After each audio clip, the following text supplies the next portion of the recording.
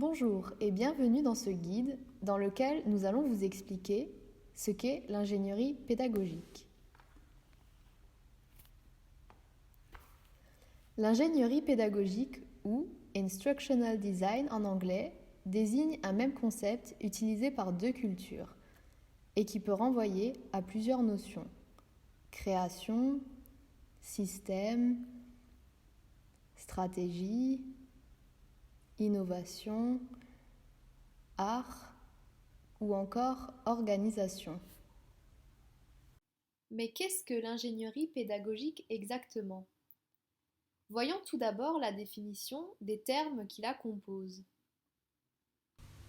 Qu'est-ce que l'ingénierie ? L'ingénierie est l'ensemble des fonctions qui mènent de la conception et des études, de l'achat et du contrôle de fabrication des équipements, à la construction et à la mise en service d'une installation technique ou industrielle.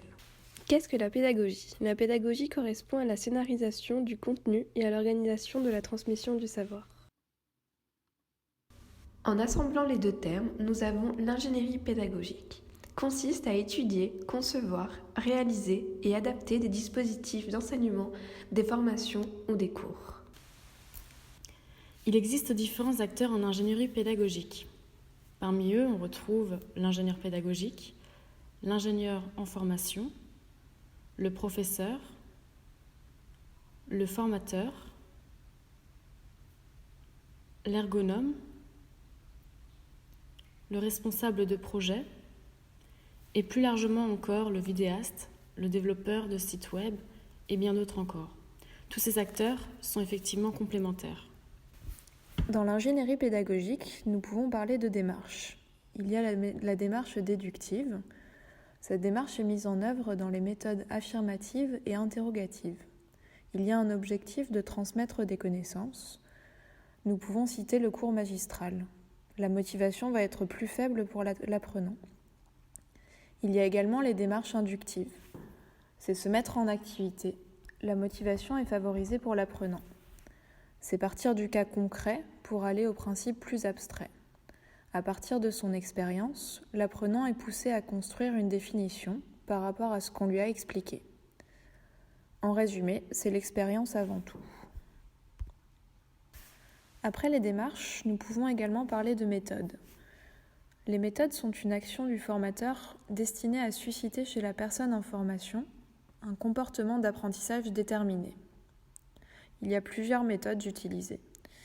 Nous pouvons poser des questions, proposer des exercices, mettre l'apprenant en situation ou encore faire une synthèse en fin de séance. Le feedback du formateur est également une bonne méthode. Les méthodes actives sont très favorisées dans la formation pour adultes. Enfin, nous pouvons parler de technique. C'est la mise en œuvre de procédés selon un certain ordre. C'est une action raisonnée, elle résulte d'une réflexion et d'un choix.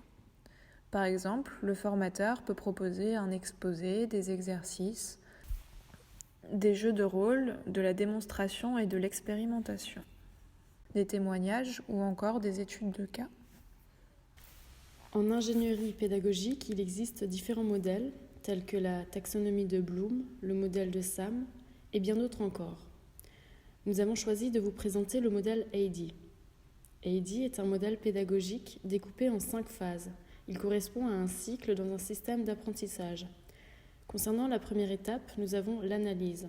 Cette étape consiste à analyser, à préciser les besoins, à définir les buts de la formation et surtout à connaître le public cible. Dans cette étape, il faut donc poser le problème.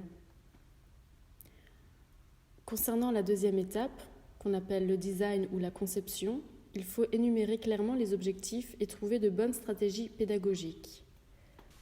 La troisième étape s'appelle le développement.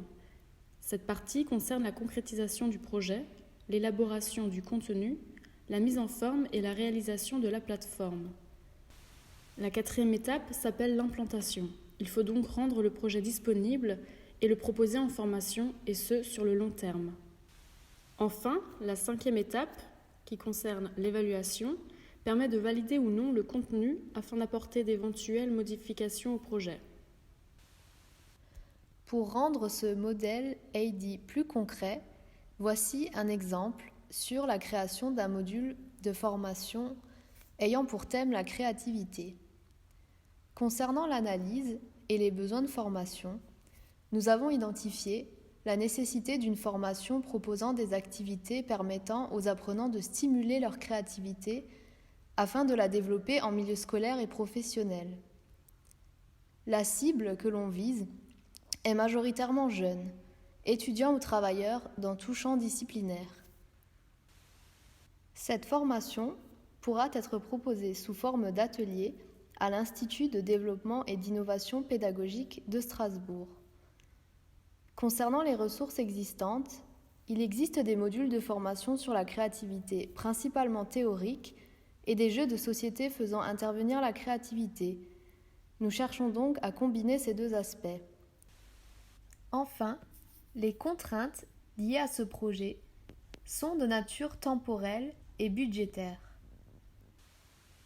Pour la partie design, l'objectif pédagogique principal est donc de stimuler la créativité tout en permettant aux joueurs d'apprendre à se connaître, en facilitant une démarche active et collaborative. La formation sera sous la forme d'un atelier proposant aux apprenants de développer leur créativité par l'utilisation du jeu. Enfin, la formation aura lieu en présentiel. Concernant le développement, il s'agit donc d'un plateau de jeu avec des cases de différentes couleurs représentant chacune une catégorie de questions, permettant d'en savoir plus sur les autres joueurs. Les questions, d'abord générales, deviendront de plus en plus spécifiques au fur et à mesure du jeu. Cependant, les joueurs n'auront pas le droit d'utiliser la parole pour y répondre, mais tout un tas d'outils mis à leur disposition. Dessins, pâte à modeler, mimes, tangrammes.